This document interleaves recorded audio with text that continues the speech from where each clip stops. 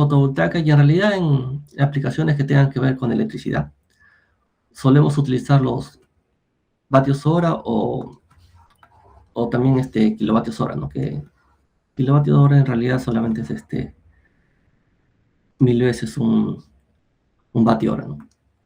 Mm, eh, lo que nosotros vamos a hacer en fotovoltaica es recibir energía del sol y esta energía solar la vamos a transformar en energía eléctrica, ¿no? En electricidad. Em, la disponibilidad de la energía solar o de la cantidad de energía solar que podamos acumular o recibir va a depender de nuestra ubicación, específicamente de la latitud del lugar. Entonces, una de las primeras cosas que debemos conocer para saber cuánta energía solar tenemos disponible es conocer la latitud o la ubicación del lugar de la instalación o el lugar de interés. Bien. Ahora, como conceptos básicos, ¿no? Les decía, tenemos energía y también tenemos acá potencia. ¿Sí? La energía va a ser igual, bueno, a la integral de la potencia por el tiempo, ¿no? O potencia por tiempo, si quieren, ¿no? ¿Sí? Y por lo tanto, ¿no? La potencia es la variación de la energía con respecto del tiempo.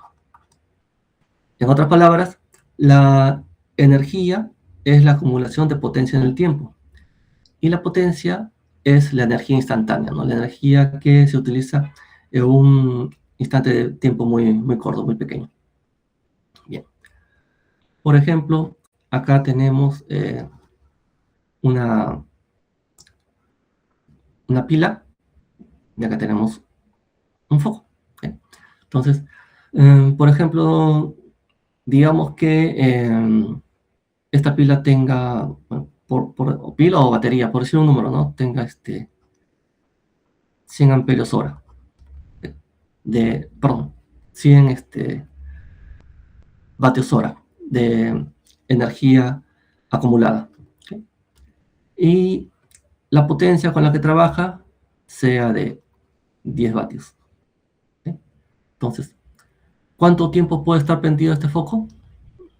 Tiene que ser, evidentemente, 10 horas, ¿no? Porque potencia por tiempo tiene que darnos energía. Y más o menos, bueno, como lo vamos a ver mañana, algo parecido se calcula o se utiliza para calcular el tamaño de nuestros paneles o de nuestro generador fotovoltaico, ¿no? Tenemos que saber primero cuánta energía nos va a venir del sol, bueno, perdón, cuánta energía vamos a consumir. Después tenemos que saber cuánta energía va a venir del sol, cuántas horas de uso vamos a necesitar de nuestros equipos, y de acuerdo a eso podemos calcular la potencia de nuestro generador fotovoltaico, ¿no? O sea, el tamaño de los paneles. Bien. Ahora, otro concepto que está relacionado mucho a la electricidad es esto de acá, lo que es voltaje y corriente.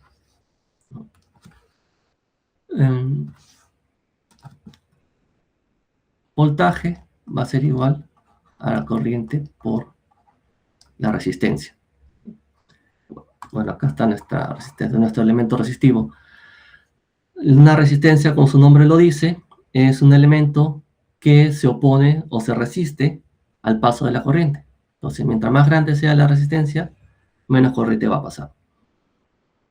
Entonces, por ejemplo, si esta pila de acá es de 12 voltios, ¿sí? Y mi resistencia, digamos, es de 2 ohmios, ¿sí? Porque la resistencia se mide en ohmios, entonces mi corriente va a ser igual a 6 amperios. Porque, bueno, de acá se deduce que corriente es igual a voltaje sobre resistencia. Así no.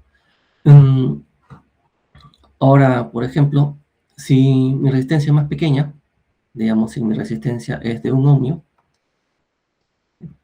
aquí serían 12 amperios. Si mi resistencia es de medio ohmio, aquí sería perdón, sí, resistencia de medio ohmio, aquí sería 24, sí, 24 amperios, ¿ok? Y si mi resistencia, por ejemplo, es de 0.1 ohmios, aquí sería como 120 amperios. Lo que tenemos que ver es que mientras más pequeña es la resistencia, más corriente se va a producir, ¿no? Asumiendo este voltaje constante, ¿no? Entonces, ¿qué sucede cuando mi resistencia es cero? Es decir, cuando, por ejemplo, yo este cable de acá lo conecto directamente con este cable de acá, sin pasar por la resistencia. Ocurre lo que llamamos un cortocircuito, ¿no? Va a pasar una corriente muy grande, ¿no? Como se ve acá, que cada vez que la resistencia va disminuyendo o va tendiendo a cero, la corriente va aumentando. Eso es crítico digamos, en nuestros domicilios porque la red eléctrica es una fuente muy grande de corriente, o sea, puede proveer corrientes, digamos, en el orden de los cientos, miles de amperios, ¿no? Sin embargo, en un módulo fotovoltaico, la corriente máxima que puede producir es una corriente controlada. No llega, digamos, a explotar, no llega a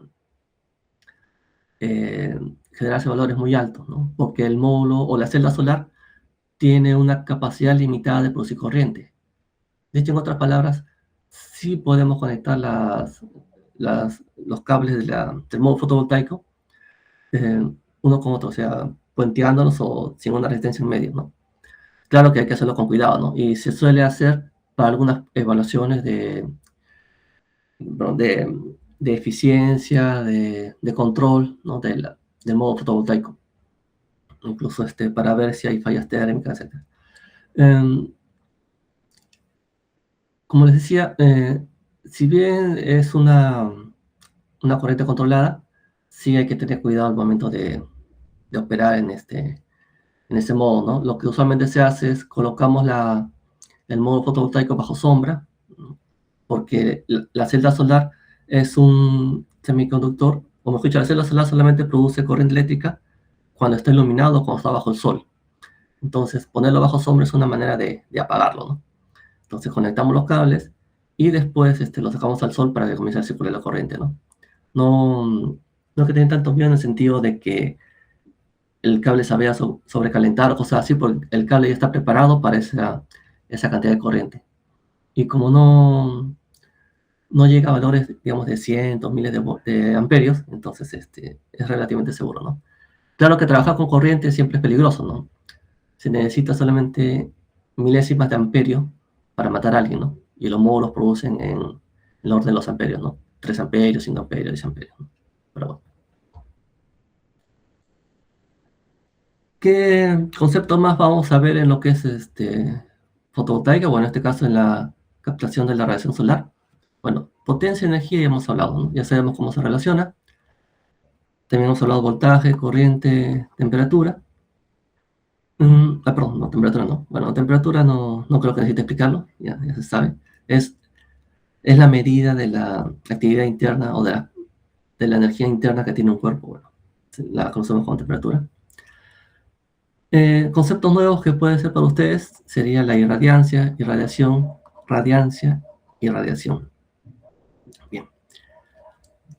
Irradiancia y radiancia tiene que ver con potencia sobre unidad de área, ¿sí? Irradiación y radiación tienen que ver con energía por unidad de área. Ahora, la diferencia entre los que están acá, los dos de arriba y estos dos de abajo, es que irradiancia e irradiación se refieren al cuerpo que recibe. Por ejemplo, un módulo fotovoltaico o sobre el módulo fotovoltaico incide irradiancia, ¿no? Y el acumulado en el tiempo es irradiación, porque está recibiendo. Cuando decimos radiancia o radiación, nos estamos refiriendo al cuerpo que emite, que en este caso es el Sol. Entonces siempre hablamos de radiancia o radiación solar. ¿Sí? Lo único que, bueno, normalmente los términos irradiancia y radiación se utilizan indiscriminadamente, ¿no? Pero no son lo mismo, ¿no? Irradiancia es potencia por unidad de área que está recibiendo el módulo fotovoltaico, y radiación es la energía total que nos viene del Sol. ¿Sí? Bien.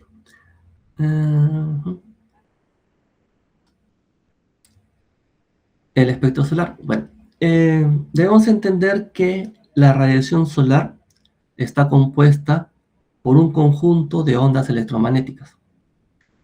Estas ondas electromagnéticas, como toda onda, se caracteriza más que nada por su amplitud, frecuencia y longitud de onda. Bueno, si no sabemos o no recordamos, un ratito, por acá.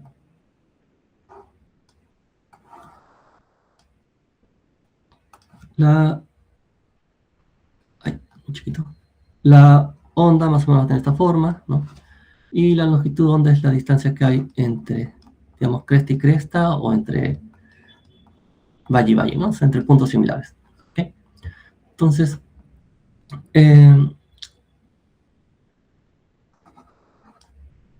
las ondas electromagnéticas transportan energía. ¿Okay?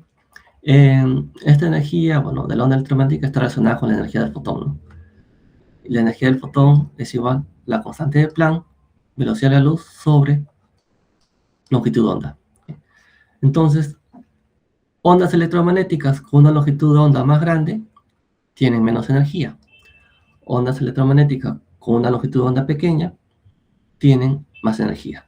¿Sí? Entonces, esta gráfica de acá nos está diciendo las longitudes de onda. Están por acá. ¿Okay?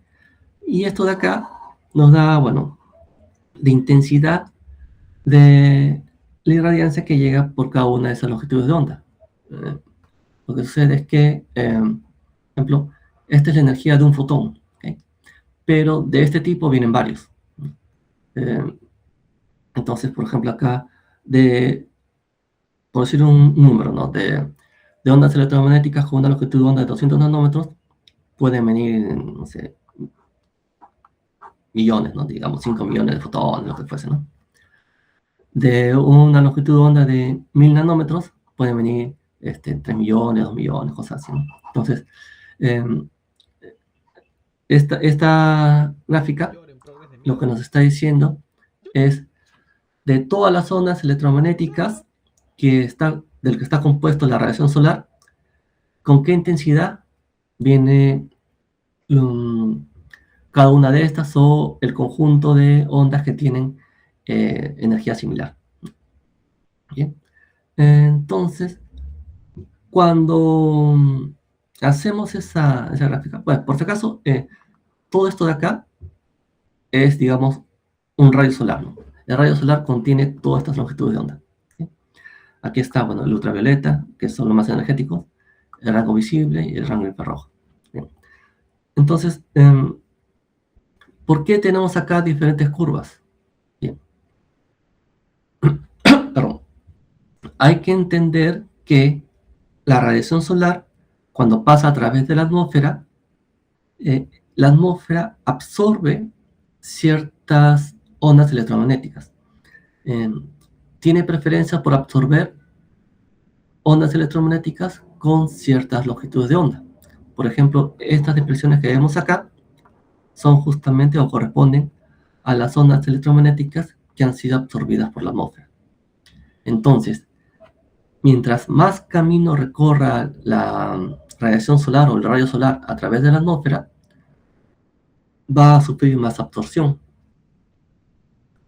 Esta curva marrón que ven dice AM0, o sea, masa de aire cero, lo que significa que el rayo solar no ha atravesado la atmósfera. Por eso le ponen cero.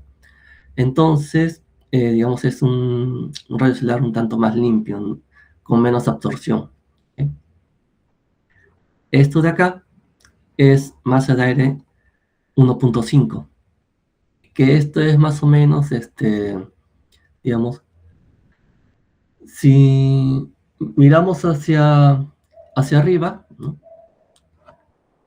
Desde nuestra cabeza, y desde la vertical bajamos unos 42 grados, eh, y el Sol estuviese ahí, entonces el camino que recorrería el rayo solar nos daría este espectro de acá, ¿no? O sea, me refiero más o menos a que si estamos acá,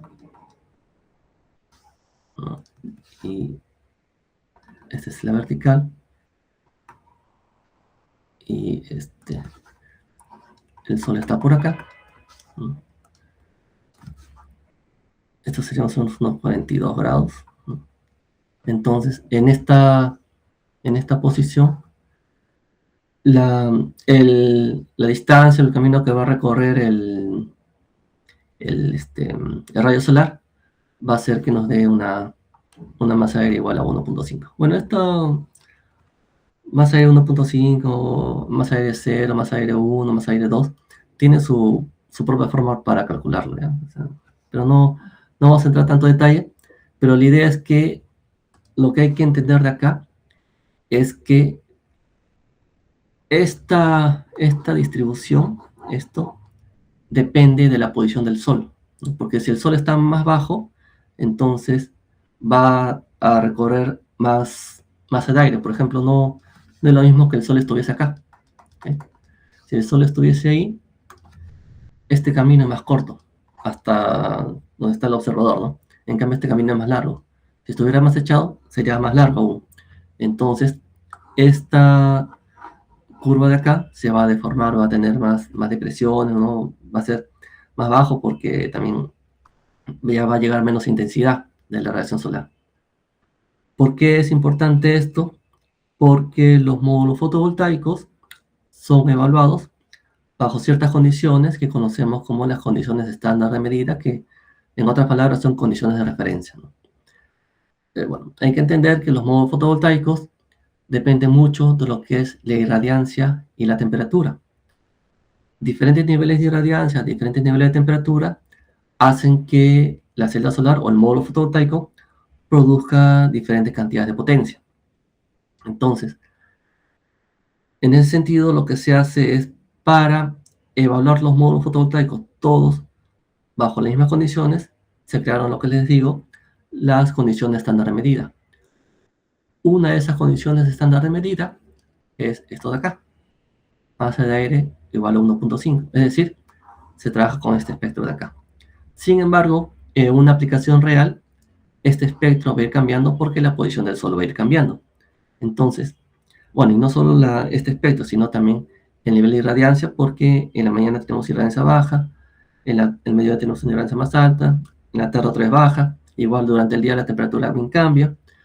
Entonces, a lo que voy es que la potencia que aparece en la placa de un módulo fotovoltaico no es la que verdaderamente va a producir el módulo fotovoltaico, sino que esto va a ir cambiando. Entonces, en realidad nosotros, cuando dimensionamos un sistema fotovoltaico, nos guiamos más por la cantidad de energía que puede producir el módulo. No es como, digamos, una pila, ¿no? Que más o menos produce la misma potencia durante todo su funcionamiento, ¿no? El módulo fotovoltaico varía, ¿no? Varía durante el día la cantidad de potencia que produce. Produce, digamos, casi cero en la mañana, o en la noche no produce, ¿no? Produce casi cero en la mañana, aumenta hasta el mediodía y vuelve a bajar en la tarde, ¿no? Entonces lo que nosotros tenemos que hacer es justamente lo que explicaba al comienzo, ¿no? Tenemos que integrar la potencia por el diferencial de tiempo. Ya sabemos la cantidad de energía que estamos obteniendo de nuestro módulo fotovoltaico, ¿no? Bueno, solo para completar la idea de esta gráfica de acá, aquí dice, bueno, absorción de vapor de agua, no es lo que le decía, la atmósfera contiene gases o elementos que absorben ciertas longitudes de onda. En este caso el dióxido también absorbe por acá. Esto de acá, lo que dice espectro de cuerpo negro, bueno, es una referencia que se tiene. El cuerpo negro es un cuerpo ideal, es un cuerpo idealizado que absorbe toda la energía que recibe y emite toda la energía que recibe. Todos los cuerpos que están sobre los 0 Kelvin, o sea, no sobre los 0 grados centígrados, no, sino sobre los 0 Kelvin, todos emiten radiación, absorben energía y emiten, solo que lo emiten en forma de calor. Nosotros también emitimos energía, pero lo emitimos en forma de calor, en el rango térmico, que si ven acá, está fuera del rango visible, es por eso que no lo podemos ver. ¿Okay? Solo que nosotros, o un cuerpo común y corriente, no el cuerpo negro, no emite toda la energía que absorbe, ¿no? Porque, bueno, parte de energía se utiliza para su propio funcionamiento, etc. Entonces, bueno, por ejemplo, digamos, en los colores, ¿no? Nosotros vemos un cuerpo, una superficie de color celeste, ¿no? Es porque ese cuerpo absorbe toda la energía que recibe, excepto, o mejor dicho, absorbe toda la longitud de onda que recibe, excepto la de color celeste. Esa la refleja o la rebota. Y es justamente lo que llega a nuestros ojos y lo que podemos percibir, ¿no? Hay que entender que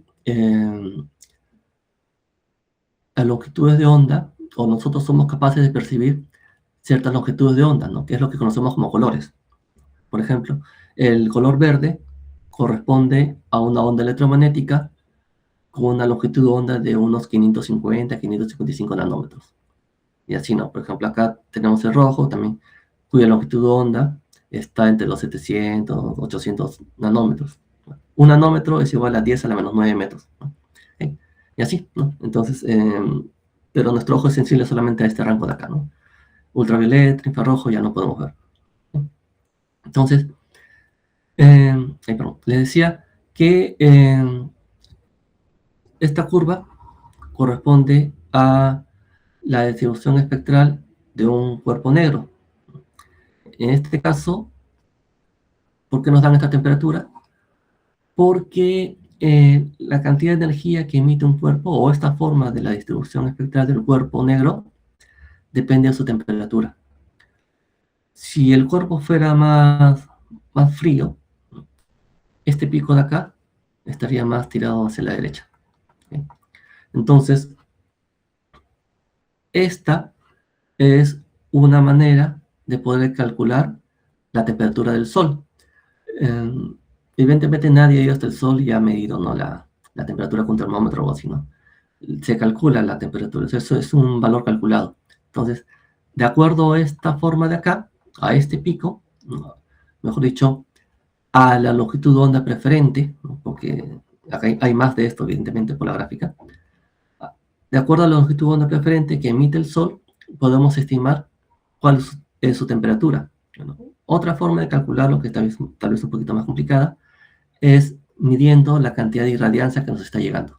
¿Okay? Bueno, por eso es un poquito más, más complejo. Bien, entonces ahora ya hablando de lo que es el efecto fotovoltaico, tenemos que recordar que, bueno, en esta clase de química, que los electrones giran alrededor del núcleo del átomo. ¿Okay? La capa más externa, donde están los electrones orbitando, es la capa, ¿no?, o el nivel o la banda de valencia, ¿no? Lo que pasa es que cuando hablamos de un solo átomo hablamos de niveles, cuando hablamos de moléculas o varios átomos nos referimos a bandas, ¿no? Bien, entonces los electrones están, digamos, atrapados por la fuerza de atracción que ejerce el núcleo sobre esto, ¿no? Hay que recordar que los electrones tienen carga negativa, mientras que el núcleo tiene una carga positiva, ¿no? Ahí están los protones, bueno, y neutrones que no tienen carga, ¿no? Entonces, esta atracción de cargas hace que, bueno, el electrón no pueda escapar de la influencia del núcleo del átomo, ¿no? Entonces, en ese estado no se puede producir corriente eléctrica, porque ¿qué es la corriente eléctrica? No es más que otra cosa que el movimiento de electrones. Electrones van de un lado al otro, y esa circulación de electrones es lo que produce la corriente eléctrica. Entonces, como primer paso para la producción de corriente o de energía eléctrica, ¿qué se necesita? se necesita liberar al electrón de la atracción que ejerce sobre él el núcleo del átomo. Bien, y para liberarlo de esa atracción, ¿qué se necesita? Energía.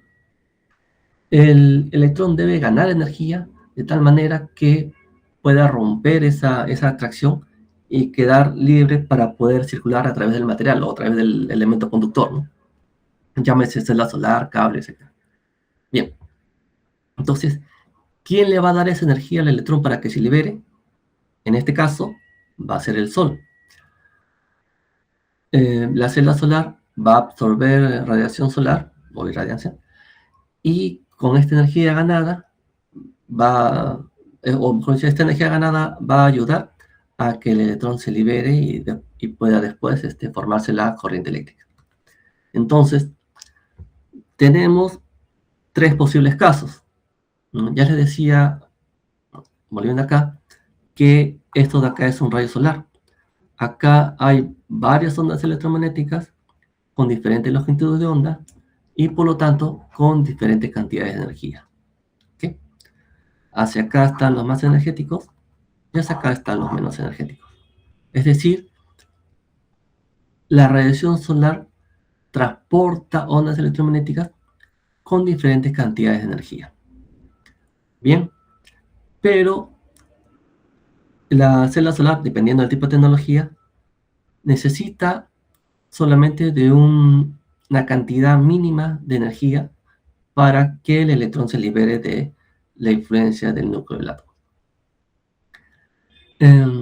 Esa energía se la va a dar la radiación solar, pero bueno, antes también, explicando un poquito esta gráfica de acá, esta es la banda de valencia o la capa de valencia, donde los electrones todavía se encuentran atraídos por el núcleo del átomo. Esta es la banda de conducción, ¿no? Que una vez que los electrones son liberados, pasan a este nivel de acá, donde ya se encuentran libres en el material y son capaces de formar la corriente eléctrica, ¿no? Bueno, previamente hay que generar una diferencia de voltaje para que pueda circular, pero bueno. Entonces, esto de acá, esta zona blanca, ¿no? Esta zona que hay entre las dos bandas, es lo que conocemos la banda prohibida. ¿Por qué prohibida? Porque los niveles de energía, como recordarán, son niveles discretos, ¿no? El electrón puede estar acá o acá, pero no puede estar en medio, ¿no? Entonces, volviendo a lo que decía antes, una vez que llega la radiación solar a la celda solar, o sobre la celda solar, tenemos tres situaciones. Uno, que la energía que transmite la onda electromagnética no sea la suficiente como para liberar el electrón de la influencia del núcleo del átomo, ¿no? Por ejemplo, digamos que el electrón puede estar por acá, ¿no? Va a venir el fotón si quieren, ¿no? O la onda electromagnética, y lo que va a suceder acá es que va a subir un poco, ¿no? Pero como la energía es insuficiente, va a volver a caer, ¿no? Porque no puede quedarse en medio de esta zona. Tiene que estar o acá o acá. Entonces, como no ha tenido la suficiente cantidad de energía, simplemente él vuelve a caer. Y cuando vuelve a caer a la banda de valencia, ¿qué es lo que hace? Emite energía, ¿no? Bueno, acá vamos a poner con una E y acá otra E. Emite energía. ¿Y en qué cantidad emite? Emite la misma cantidad de energía que ha absorbido. Es decir, el efecto neto que nosotros vamos a ver es que la radiación solar simplemente ha pasado a través del material. O sea, acá se dice que la celda solar es transparente para esta longitud de onda, ¿no? Porque como tiene poca energía, no llega a generar el efecto fotovoltaico. Bien, otro caso es que la onda electromagnética tenga la suficiente cantidad de energía, o mejor dicho, la energía exacta, como para que el electrón se libere y caiga en la banda de conducción. Entonces, bueno, ahí no hay problema, ¿no? Es el efecto fotovoltaico tal y como lo queremos, ¿no? Y tal como lo deseamos. Una tercera situación es que, bueno, algo parecido a lo que está acá, que la onda electromagnética tenga mucha energía. Entonces, ¿qué va a pasar? El electrón que está por acá va a ganar energía, va a llegar por acá, pero como no puede estar acá tampoco, ¿no? Va a volver a caer hacia la banda de conducción. Esto de acá, todo esto de acá, lo que va a suceder es que se va a convertir en calor. Es decir, la celda solar va a aumentar su temperatura. Bueno, y eso trae también las consecuentes pérdidas de eficiencia, etcétera, etcétera, ¿no? Entonces, no necesariamente los niveles más altos de radiación son favorables para la celda solar, ¿no? Porque la termina calentando y en eso se pierde eficiencia. Lo que pasa que, ya como para que lo tenga un poquito claro, o como cultura general, les decía que los electrones, o que la corriente eléctrica, es el paso de electrones, ¿no? De un lado a otro. Entonces, ¿qué es lo que sucede? Que al aumentar la temperatura, las partículas internas de un cuerpo vibran, ¿no? O sea, incluso el propio electrón también vibra, ¿no? Mm, este, este movimiento vibracional, al aumentar, lo que va a hacer es que los electrones, cuando quieran circular, por ejemplo, a través del, del conductor, chocan, ¿no? Van a chocar con una partícula y ahí aparece lo que es lo que han estudiado en la academia, ¿no? Choque elástico, choque inelástico, ¿no? Entonces, en cada choque que tengan los electrones con las partículas internas del material, va a ir perdiendo un poco de energía, ¿no? Y eso va a ir frenando. Entonces, la corriente o el flujo de electrones es más difícil de producirse. Bueno, es por eso que la temperatura disminuye la eficiencia del paso de corriente. Bueno, ya. Acá tenemos lo que estaba explicando hace un ratito, las pérdidas que hay en lo que es el aprovechamiento de la radiación solar.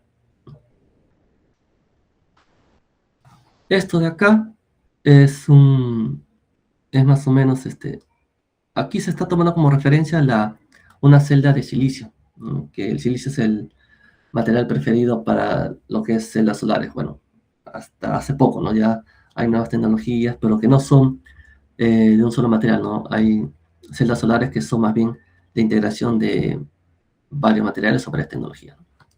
Bueno, acá hay más o menos 1100 nanómetros, que esto aproximadamente significa 1.2 electron volts. Electron volt es una unidad de energía, ¿ya? Por si acaso. Entonces, esto nos da idea de que el electrón necesita más o menos, bueno, acá, 1.2 electron volts para que se produzca este salto de acá, ahí. Bueno, para que pueda liberarse de la influencia del núcleo del átomo. Ondas electromagnéticas con energía menor a eso, es decir, con longitud de onda más largas o más grandes, tienen muy poca energía, entonces no producen el efecto fotovoltaico y el electrón vuelve a caer a la banda de valencia. Entonces, esas son las pérdidas de transmisión. Como le decía, se dice que la celda solar es transparente para esta longitud de onda, ¿no? Por el otro lado, están los fotones muy energéticos, o las ondas electromagnéticas muy energéticas. Aquí tenemos longitud de onda más pequeñas y por lo tanto ondas con mayor energía. Entonces una parte se va a aprovechar, ¿no? Pero la otra, el exceso, se va a convertir en calor. Entonces aquí ya tenemos las pérdidas térmicas. ¿Okay? Ahora, este límite de 1100 nanómetros, les decía, es para el silicio cristalino. Aquí tenemos una gráfica de lo que es la respuesta espectral o para celdas solares de otras tecnologías. Por ejemplo, acá está teluro de cadmio, ¿no? Este es silicio amorfo, este arsenuro de galio, silicio cristalino, este es cobre, indio, selenio. ¿Sí? Si se dan cuenta, por ejemplo, bueno, esto debería, aquí, bueno, aquí la puesto se utiliza 1200, lo que pasa es que está entre 1100, 1200 nanómetros, ¿no? Pero acá, bueno, por ejemplo, es 1200, y acá el silicio amorfo está en 800 nanómetros. ¿Esto qué significa? Que esta energía del silicio amorfo tiene que ser mayor que la energía del silicio cristalino. O sea, un electrón que se encuentra dentro del silicio amorfo, para liberarse de la influencia del núcleo del átomo, necesita más energía que un electrón que se encuentra dentro de una celda de silicio cristalino. ¿Eso qué significa? Que este material va a aprovechar menos la radiación solar o menos del espectro solar. Como está en 800, recién va a comenzar a aprovechar desde acá. ¿Okay? Va a ser una cosa así. Y esto debería estar pintadito de rojo, ¿no? O sea, porque son las pérdidas por transmisión. Eso de acá no aprovecha.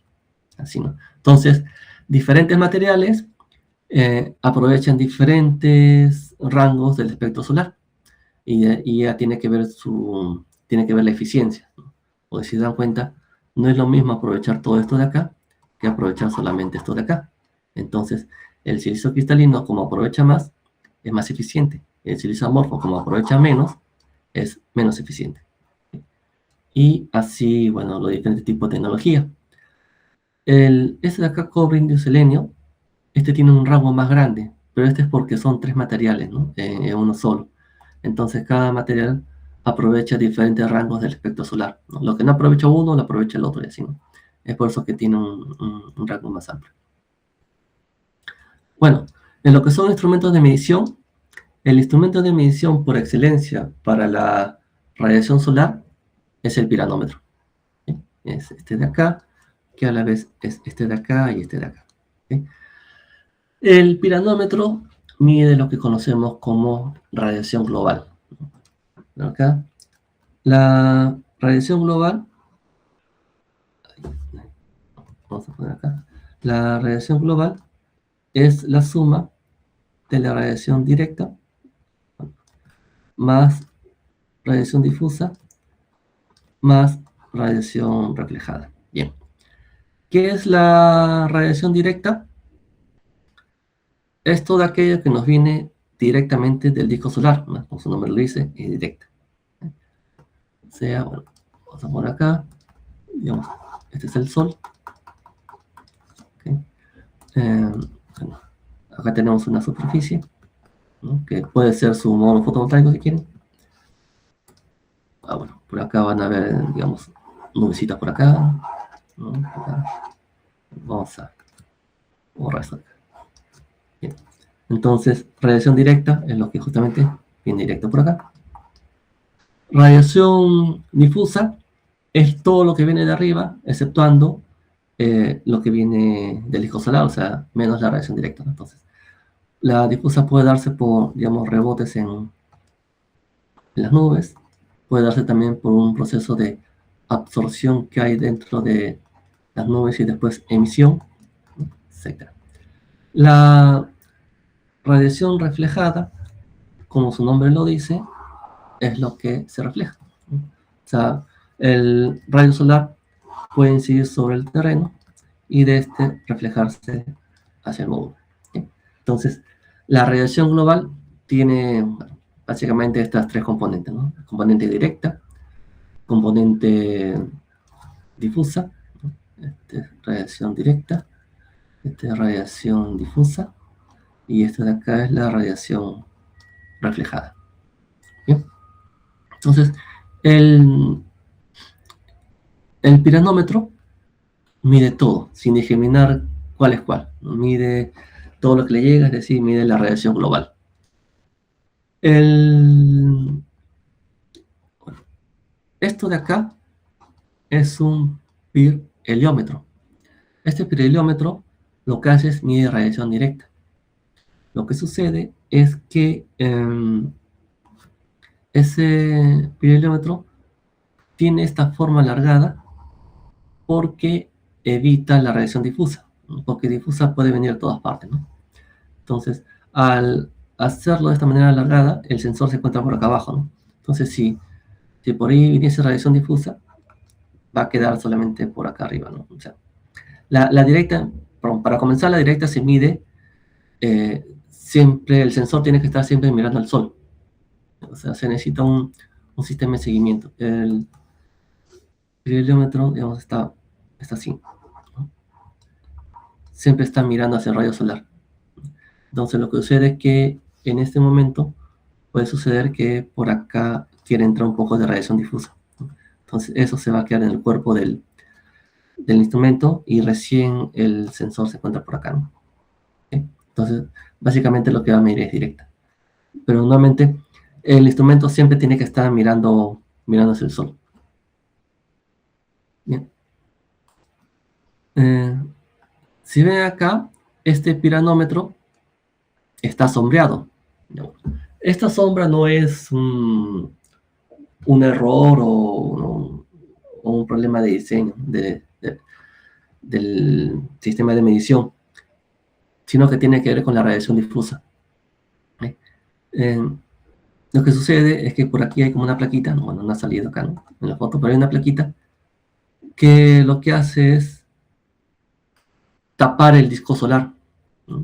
Entonces, como estamos tapando el disco solar, evitamos la directa. En consecuencia, todo lo que llega tiene que ser difusa. Bueno, difusa y reflejada, ¿no? Pero por el tipo de terreno y todo, la proporción de la refleja es muy poquito. No. Más, llega mucho más de difusa que de reflejada.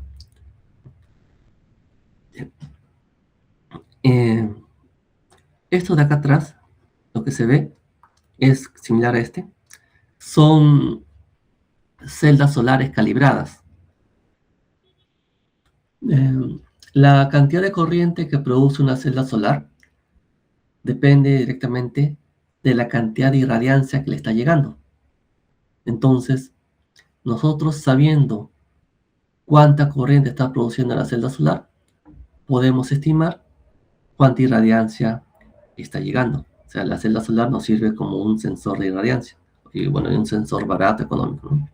El problema está en que la celda solar, bueno, necesita compensaciones por temperatura. También hemos visto en su momento, diferentes tecnologías también tienen respuestas diferentes, ¿no? Bueno, y por otro lado también está en que la celda solar no aprovecha todo el espectro, ¿no? Un piranómetro mide todo esto, hasta acá. En cambio, la celda solar solo mide hasta donde es sensible. Entonces, hay parte de información que podemos perder. Ahora, otra ventaja de usar celdas solares calibradas es que, por ejemplo, si yo tengo un sistema con paneles de silicio cristalino, no necesito medir esto de acá, ¿no? O sea, porque esto no produce ningún efecto, no va a producir corriente. Entonces, si mi celda o mi sensor de radiación está constituido por otra celda solar de silicio, entonces voy a medir exactamente lo que se llama la irradiancia efectiva, ¿no? Es decir, la irradiancia que realmente ayuda a producir el efecto fotovoltaico. Bueno, o sea, hay pros y contras, ¿no?, de utilizar una celda solar calibrada. Pero sí, para lo que es investigación, estudios, de instalaciones, se piden medidas con piranómetro, ¿no? Bien. Este instrumento de acá también es un piranómetro, ¿no? Es similar a este. Esto de acá es un espectroradiómetro. Este instrumento de acá es lo que nos ayuda a realizar este tipo de gráfica, ¿no? Porque el piranómetro lo que hace es mide el total de la irradiancia que le llega, o radiación. Irradiancia, no, bueno, mide irradiancia, después tenemos que integrarla en el tiempo para que sea radiación. Es decir, el piranómetro mide todo esto de acá, ¿no? No discrimina por longitud de onda, es todo el conjunto, ¿sí? Si se dan cuenta, acá está vatios por metro cuadrado por nanómetro, y aquí tenemos nanómetro. Si multiplicamos, ¿no?, el área bajo la curva, nos va a salir vatios por metro cuadrado, ¿no? Que estas son las unidades de la irradiancia. Bueno, acá está en kilovatios, ¿no? Pero es vatios. ¿Ok? Entonces, como les decía, todo este es un rayo solar. ¿Ok? Ahora, el espectroradiómetro justamente descompone el rayo solar en su espectro, ¿no? O sea, en esto de acá. Mide la intensidad por determinada longitud de onda. O sea, no mide para todos, porque es mucho, ¿no? Pero dependiendo de la calidad del equipo, puede medir más o menos número de intensidades de longitud de onda. Bien. Bueno, ahora acá están las celdas solares calibradas. Ya les explicaba que existen diferentes tecnologías porque también la respuesta o la cantidad de corriente que produce cada celda depende de su tecnología, ¿no? Bueno, aquellas están encapsuladas, este es porque tienen cierta compensación a lo que es la temperatura, ¿no? En cambio, esto de acá, no, esta es una celda barata que se ha comprado y se ha calibrado para usarlo como sensor de irradiancia, ¿no?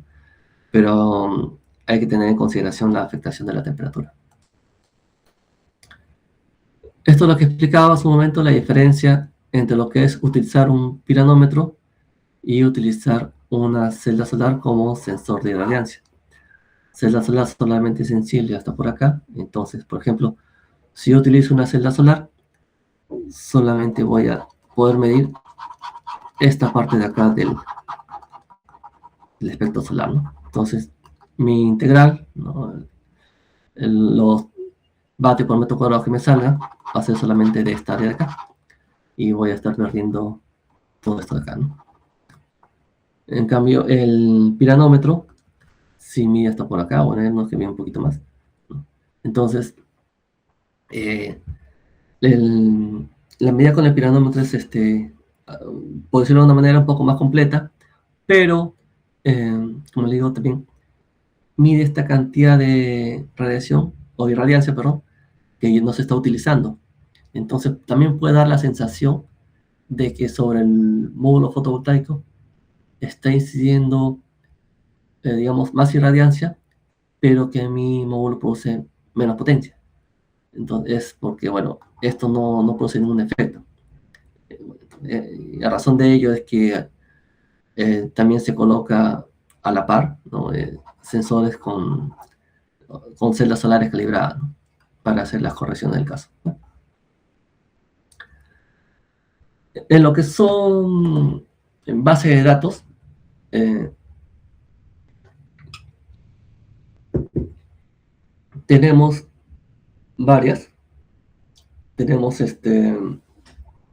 aquí tenemos de la NASA, tenemos de la Comisión Europea, bueno, este es el NASA Power, este es el PBGIS, y esto es del NREL, bueno, ya cambió de nombre el laboratorio, ahora es este era el Laboratorio Nacional de Energías Renovables de Estados Unidos, ahora es de Rockies, de las rocas, ¿no? Sí. Bueno, pasa que antes solamente veían energías renovables, ¿no? Ahora ven todos los tipos de energía. Bien. Y bueno, también tenemos nuestro Atlas Solar, ¿no? Que ha sido elaborado por el CENAMI ya allá por el 2003. Bueno, ya es hora que se renueve, ¿no? En esta base de datos no solamente tenemos radiación, o sea, nos puede dar radiación mensual, radiación anual, también hay radiación horaria, o perdón, irradiancia horaria, eh, bueno, en estas tres, ¿no? Eh, hay también temperatura, humedad, hay viento, etcétera, etcétera, ¿no? Entonces, estas bases de datos son, por si acaso, son gratuitas. No, no son las únicas, hay otras que son de paga, como el SolarGIS, el Meteornor, ¿no? Pero bueno, en su caso, para la parte académica solamente utilizamos esta de acá, que son gratis, ¿no? Eh, Creo que va a alcanzar un poco de tiempo, y así que más adelante les puedo mostrar un poco cómo es la página, la interfase. Bien, entonces ahora hablando de nuestra ubicación, Les decía al comienzo que para saber la disponibilidad del recurso solar, primero debemos saber dónde estamos ubicados. Y bueno, y dentro del el globo terráqueo, la forma de ubicarnos es a través de las coordenadas geográficas, ¿no?, que conocemos como latitud y longitud. Ya tendrán una idea de lo que es latitud y longitud, solo lo voy a modo de repaso. Eh, si, si a esta esfera celeste, o perdón, a la esfera al globo terráqueo, perdón, al globo terráqueo, le hacemos cortes horizontales, ¿no?, y paralelos entre sí, vamos a tener, digamos, una circunferencia mayor y varias circunferencias menores o más pequeñas, ¿sí? Midiendo desde el centro de la Tierra, por ejemplo desde acá, la distancia en grados que hay desde esta circunferencia mayor hasta la circunferencia que pasa por el lugar de interés, ¿no?, es lo que conocemos como latitud, ¿sí? Latitud positiva hacia el norte, de 0 a 90, negativa hacia el sur, de 0 a menos 90. Para el caso de la longitud, es un tanto diferente. Acá no hay circunferencia mayor o menor, todas miden igual, ¿me cuenta? Solo que, en este caso de acá, digamos, la circunferencia está rotada sobre la vertical, cierta cantidad de grados, ¿no?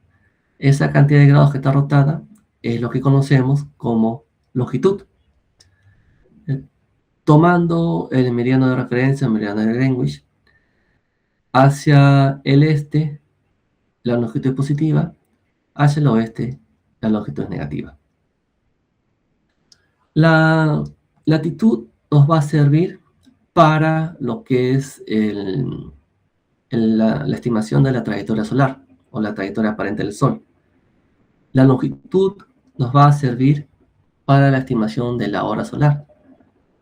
¿Por qué? Porque nuestra hora local, o sea, la hora que vemos en el reloj, no coincide con la hora solar.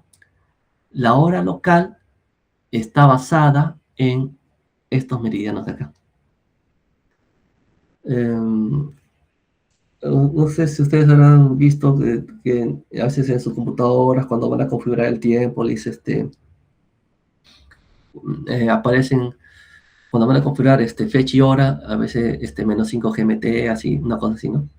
Ese menos 5 es la cantidad de horas que estamos atrasados con respecto al meridiano de Greenwich. ¿Y eso es por qué? Porque nuestro meridiano de referencia es el menos 75. Y más o menos, no. Cada 15 grados es una hora. Entonces, si nuestro meridiano es el menos 75 y cada 15 grados es una hora, ahí nomás vemos que 15 por 5 es 75. Es por eso que nosotros tenemos 5 horas de diferencia con lo que es el meridiano de Greenwich, ¿no? Y menos, bueno, porque estamos hacia el oeste, o sea, estamos atrasados, ¿no? Nuestro... El meridiano menos 75 no pasa por Lima, pasa más o menos a la altura de Junín. Entonces, ¿eso qué significa? Nosotros tenemos una longitud de más o menos menos 77, como 2 grados más hacia el oeste. Entonces, ¿eso qué significa? Que cuando nuestro reloj, bueno, aproximadamente, ¿no?, minutos más, minutos menos, nuestro reloj dice que es el mediodía, en realidad, para nosotros que estamos en Lima, el sol todavía no está en su punto más alto, todavía está hacia el este. ¿Dónde se está en su punto más alto, o debería estar en su punto más alto? Es en Junín, porque es ahí donde se está tomando la referencia de la hora, ¿no?, el meridiano menos 75. Más bien, para cuando el sol está sobre nosotros, o en su punto más alto del día, ya en nuestro reloj va a marcar unos minutos después del mediodía, ¿no? Porque para Junín el sol ya pasó, o sea, ya pasó de su punto más alto, entonces estamos cambiando de la mañana a la tarde. Entonces, nosotros, a pesar de que nuestro reloj, vamos a ver que ya son unos minutos pasados del mediodía, recién vamos a tener el sol sobre nuestra cabeza. Entonces, la, nosotros conocemos como hora solar, o día solar, eh, o mejor, o más específicamente, mediodía solar, como aquel momento en el cual el sol se encuentra en su punto más alto que puede alcanzar en ese día. O sea, el punto más alto que alcance el sol depende de la época del año, ¿no? Pero ustedes saben, ¿no? El sol sale bajo en la mañana, se eleva y después baja hacia la tarde. Entonces, el punto más alto o el momento en el cual el sol alcanza el punto más alto en ese día es lo que conocemos como mediodía solar. ¿Sí? Bueno, acá es un poco de lo que explicaba, solo que esta gráfica de la derecha está hecha para el hemisferio norte. Nosotros siempre miramos hacia el norte. Estamos en el hemisferio sur, miramos hacia el norte o hacia la línea ecuatorial, ¿no? Entonces tenemos el este a la derecha y el oeste a la izquierda. En este caso, ellos están mirando hacia el sur. Entonces ellos tienen el este a la izquierda y el oeste a la derecha. Lo que pasa es que la mayoría de libros se han hecho para los países o están hechos por los países del hemisferio norte, ¿no? Entonces ellos van a ver estos tipos de gráficas que después tenemos que corregir, ¿no? Es solamente una cuestión de saber ubicarnos, ¿no? Bien, entonces, en este caso de acá, el sol viene de este a oeste, o sea, viene así. ¿Okay? Entonces, ¿qué pasa? Aquí se está viendo la hora, ¿no? O se está tratando de decir qué hora es. Esta persona, bueno, vamos a ver acá, dice que son las 12:01. ¿Por qué? Porque el sol ya pasó sobre su cabeza o ya se pasó del punto más alto, ¿no? Entonces, ha venido del este, ha pasado por encima y ya se va hacia el oeste. Entonces, para esta persona ya es de tarde. Y acá le dicen, no, son las 12, o sea, el mediodía, porque el sol recién está sobre esta persona. Y aquí le dicen, no, aún no es el mediodía, o sea, es antes, ¿no? Porque el sol todavía no llega a pasar sobre su cabeza. Entonces, justamente para evitar estas diferencias horarias por zonas, es que se toman los meridianos como referencia para establecer la hora local. ¿Sí? Pero hay que entender que la hora local difiere de la hora solar. Bien, acá están ya los paralelos especiales. Tenemos el Ecuador, que es ¿no?, el más conocido, el más grande, el de referencia, que está a 0 grados. Los trópicos, trópico de Cáncer, trópico de Capricornio, que están a, bueno, aquí dice 23.5, pero en realidad es 23.45 grados, ¿no? Bueno, se ha redondeado. Y está el círculo polar ártico, el círculo polar antártico, esto de acá debe ser 66.55 grados ambos. Solo que esto de acá, este 66.55 grados, en realidad es igual a 90 menos 23.45 grados. ¿Okay? Este numerito, 23.45, ¿no?, que también está acá, se va a ver a cada rato. Es lo que conocemos como la declinación de la Tierra, que lo voy a explicar un poco más adelante. Pero es esta declinación lo que en realidad está produciendo la trayectoria solar por diferentes lugares, ¿no?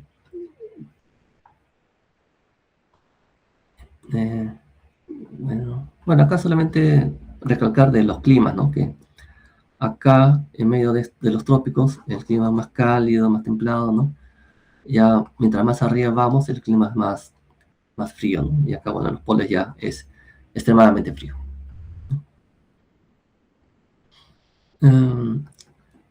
Bien, los movimientos de la Tierra, bueno, sabemos que la Tierra gira sobre su eje, el movimiento de rotación, lo que da origen al día y la noche. En lo que es el movimiento de traslación, siempre se nos ha enseñado una cosa así, ¿no? De que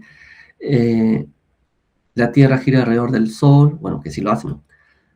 Y que su órbita es una elipse, y por lo tanto las estaciones se generan porque el Sol o la Tierra se aleja cerca del Sol, ¿no? Más cerca de verano, más cerca de invierno, lo que es afelio, perihelio.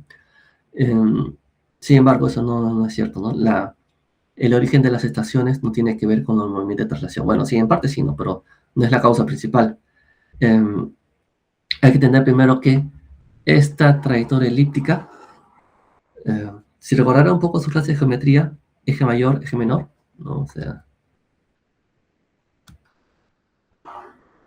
eje mayor, ¿no? Eje menor. En realidad, el tamaño de ambos ejes es casi el mismo. Es decir, la trayectoria es prácticamente circular. No hay una distancia tan significativa como para que se produzca un cambio de estación. Bueno, ¿okay? Entonces, ¿qué es lo que en realidad produce las estaciones? Eso es debido a la inclinación que tiene el eje de la Tierra con respecto a la eclíptica. Bueno, la eclíptica es el plano formado por el Sol y la Tierra, o mejor dicho, es el plano por el cual se está moviendo o se está trasladando la Tierra. Entonces, esa inclinación, bueno, esto de acá, del eje, es, como les digo, lo que provoca el cambio o da origen a las estaciones. Digamos, ¿por qué? Porque, por ejemplo, en esta posición de acá, ¿no? De la derecha, acá tenemos el hemisferio norte, digamos, un poquito más alejado, ¿no? Porque está inclinado, y el hemisferio sur un poquito más cerca al Sol. Entonces, el norte es invierno, el sur es verano. Y aquí es al revés. El norte está un poquito más cerca al Sol, mientras que el sur está más alejado.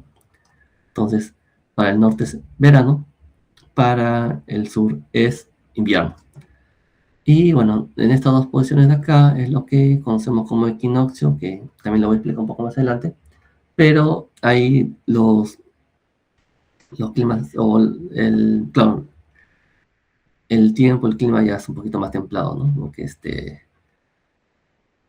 eh, digamos que prácticamente ambos hemisferios se encuentran casi a la misma distancia, ¿no? Solo que para uno va a ser primavera y para el otro va a ser otoño, ¿no? Pero no hay un calor o un frío extremo. Ahora, creo que lo tengo adelante. Ahí está, sí. Esta inclinación, les digo que da origen a las estaciones del año, tiene un valor igual a 23.45. O sea, esta es la vertical, ¿ok? Y bueno, como está ahí, este es el eje de la Tierra, ¿okay? Y tal y como se ve, esto de acá, este ángulo de acá, 23.45 grados. Bueno, que dejo también, aparece acá. Entonces, es esta inclinación con respecto a la eclíptica lo que está dando origen a las estaciones. Volviendo un poco acá, van a ver que dice solsticio de invierno, solsticio de verano. ¿Okay? Ya. Pues esto está referido nuevamente al hemisferio norte, ¿no? Porque en esta posición de acá, ellos están en verano. Para nosotros sería solsticio de invierno, ¿no? Igual acá. Para ellos es solsticio de invierno, pero para nosotros es solsticio de verano. ¿Qué son los solsticios? Dicho en palabras sencillas, es los límites de cuánto sube o cuánto baja el sol. O sea, durante el año, el sol no solamente se mueve de este a oeste, sino que durante los meses de verano lo vamos a ver un poco más alto y durante los meses de invierno lo vamos a ver un poco más bajo. Entonces, ¿qué tanto sube? O mejor dicho, el límite de hasta dónde sube es lo que conocemos como solsticio de verano. Y el límite de hasta donde baja es lo que conocemos como solsticio de invierno. Bueno, y los equinoccios también tienen un comportamiento particular que tengo una diapositiva sobre eso. Bueno, no es esta, pero después voy a explicar. Entonces, ¿cómo se mueve el Sol? Ya, entonces, para empezar, primero nosotros siempre hemos estudiado cómo se mueve la Tierra alrededor del Sol. Es decir, nuestra referencia siempre ha sido el Sol. Nos hemos colocado en el Sol y visto cómo la Tierra gira alrededor de él. Ya, en este caso va a ser al revés. Nuestra referencia va a ser la Tierra. Y vamos a estudiar cómo el Sol, bueno, entre comillas, ¿no?, se mueve alrededor de la Tierra. Eso va a generar esto de acá. O sea, nosotros vamos a ver que el Sol hace así, baja hasta acá, después vuelve a subir acá. Bueno, que esta gráfica de acá es mismo que esto, solo que como debajo del horizonte no vemos nada, ¿no? O sea, esto de acá no se ha graficado en este lado. Pero el movimiento del Sol es así, ¿no? O sea, hace una cosa así, baja, después otra vez sube. ¿Okay? Este punto más alto es el solsticio de verano. Este punto más bajo es el solsticio de invierno. Bueno, en realidad no es el punto, es el momento del día, ¿no? Esto de acá son los equinoccios. ¿Okay? Bueno, que ocurren 2 veces al año, cuando estamos de invierno a verano, ¿no?, y después de verano a invierno. ¿Sí?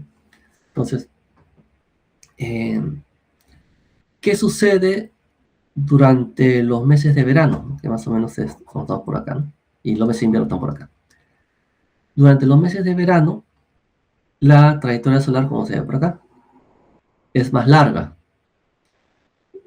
Y bueno, y por lo tanto, y como es consecuente, tenemos más horas de sol, más horas de día y menos horas de noche.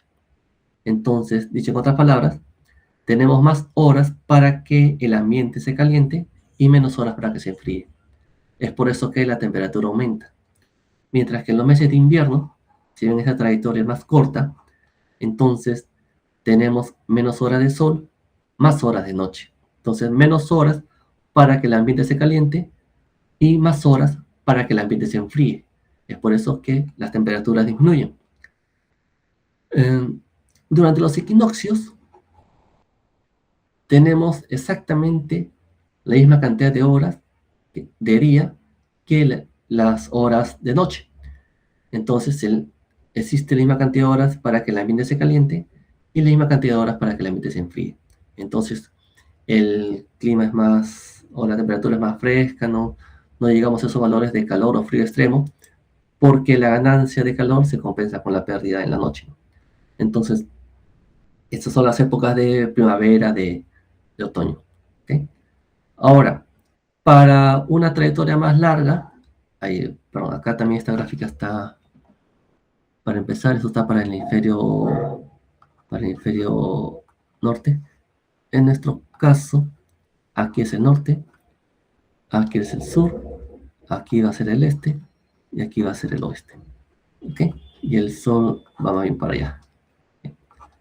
Bien, entonces, ¿qué va a pasar durante los meses de verano? ¿No? Que nosotros vamos a ver que el sol no sale exactamente por el este, sino sale un poco más atrás. Sale por el sureste y se va a ocultar por el suroeste, ¿no? Esto como consecuencia del alargamiento de la trayectoria. Durante los meses de invierno, más bien vamos a ver que el sol sale hacia adelante o por delante, ¿no? O sea, sale por el noreste y se oculta por el noroeste. Bien. Y en los equinoccios, sí deberíamos ver que el sol sale exactamente por el este y se oculta exactamente por el oeste. Bien. Ya, ¿qué decir de esto de acá? Ahora, no sé si tengo... ya, acá está. Esto de acá, ¿qué me está significando? Creo que tengo una diapositiva, pero... Esta posición del sol de acá se da decían los equinoccios. A partir de esta posición, el Sol sube, como está ahí, 23.45 grados, y va a bajar 23.45 grados. ¿Okay?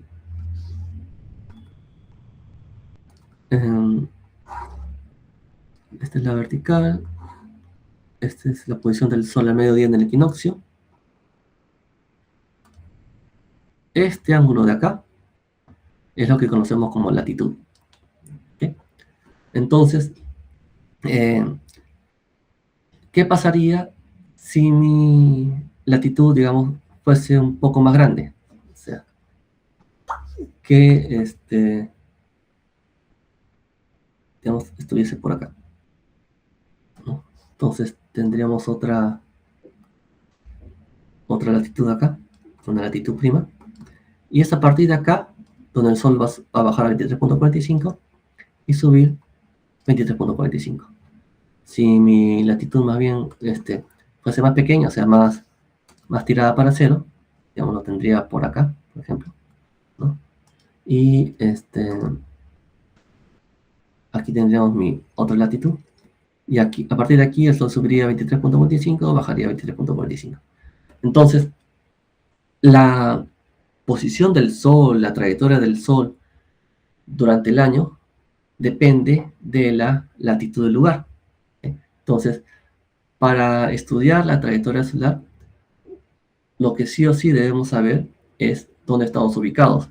Eso también significa que el comportamiento de la trayectoria solar no es igual en todos lados, ¿no? Como digo, va a ser igual para zonas de la misma latitud, pero si la latitud difiere, entonces el camino o la trayectoria que recorre el Sol también va a cambiar. Bueno, esta es una forma de ver lo que es comparando las estaciones en los hemisferios. Quiero un ratito. Esto de acá. Voy a. Ya, primero vamos a. Ahí. Vamos a. Por aquí no. Ya, primero así. Así mejor. Así. Ya. Entonces, acá tenemos el hemisferio sur, ¿no? Siempre en lo que es la captación de radiación solar, sea para modo fotovoltaico, colectores solares, etc., la mejor orientación es mirando hacia la línea ecuatorial. Entonces, nosotros que estamos en el hemisferio sur, vamos a mirar hacia el norte, y los que están en el hemisferio norte van a mirar hacia el sur, o sea, siempre buscando la línea ecuatorial. Entonces, eso está en el hemisferio sur, están mirando hacia el norte, y yo sepa, nosotros también tenemos el Sol hacia el norte, por lo menos, para nuestro caso particular, la mayor parte del año, ¿no? Más adelante les explico por qué. Entonces, si ven acá, este es el equinoccio, o los equinoccios serán marzo-septiembre, que es primavera-otoño, ¿no? En junio tenemos el invierno, y en diciembre el verano. Entonces, este es solsticio de verano, solsticio de invierno, equinoccio, ¿no? Realmente, a partir de esta posición, sube 23.45, baja 23.45. En el hemisferio norte, si vemos acá, es prácticamente lo contrario, ¿no? Ellos miran hacia el sur, en diciembre el Sol está en su posición más baja, es por eso que para ellos el invierno no llega con frío, más bien, o mejor dicho, la Navidad llega con frío, para nosotros la Navidad llega con calor. Y en junio tienen la posición más alta, ¿no? Solsticio de verano, solsticio de invierno y los equinoccios, ¿no? Eh, perdón, ya. ¿Se llama? Bueno, entonces, ahora, acá. Entonces, la mismo momento del año, en los hemisferios vamos a tener estaciones diferentes, ¿no? Incluso, así sean los equinoccios, si bien se dan en ambos en marzo y septiembre, para uno va a ser primavera, para otro va a ser otoño. Igual también, ¿no? Para uno es verano, para otro es invierno y así.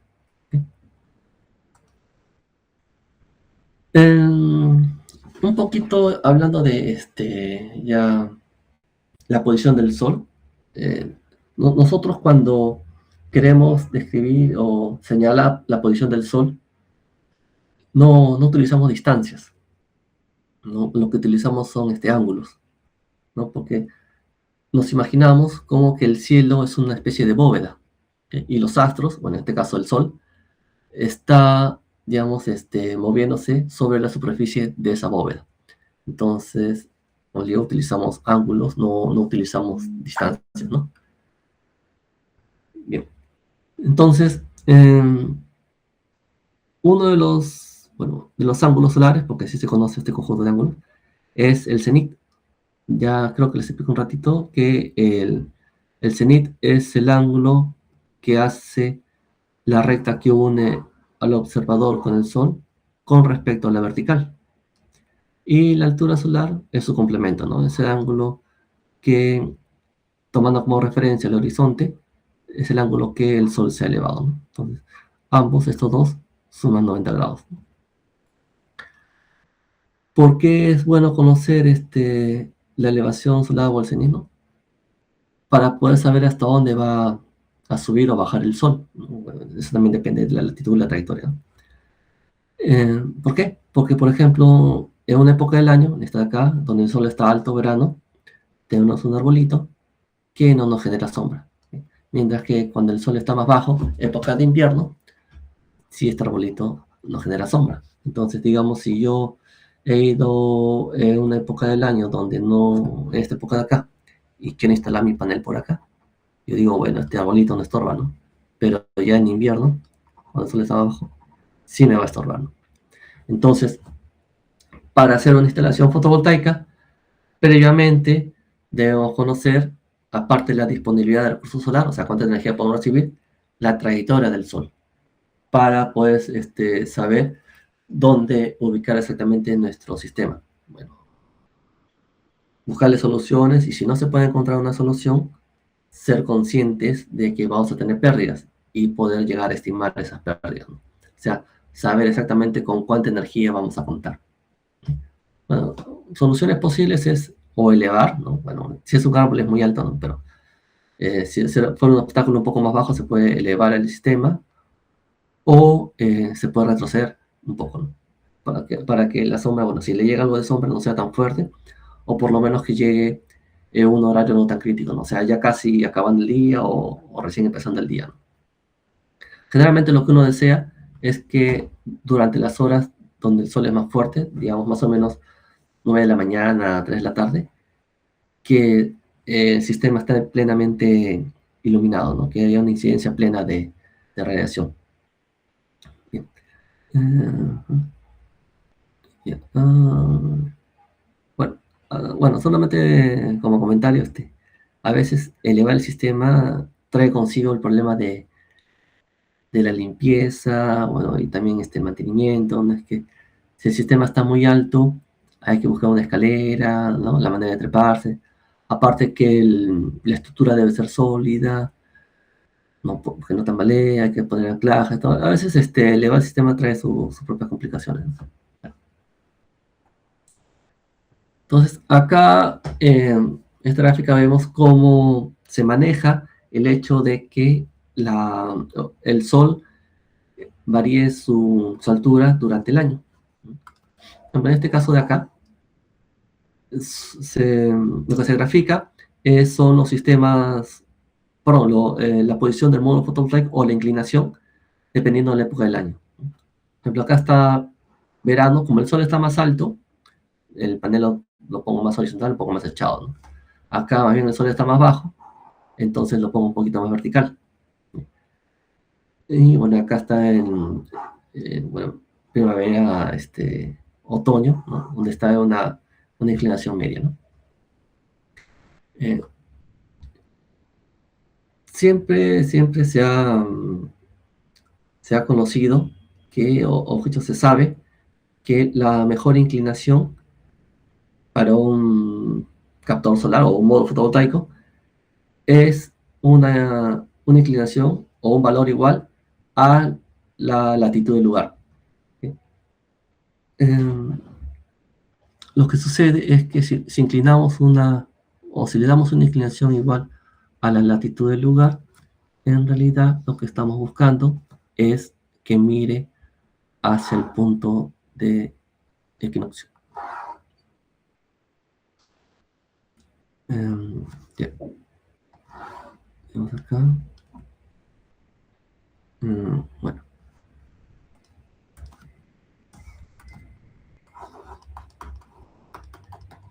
Entonces acá, digamos que esta ubicación de acá es justamente, bueno, la del equinoccio, ya lo dije encima, ¿no? Es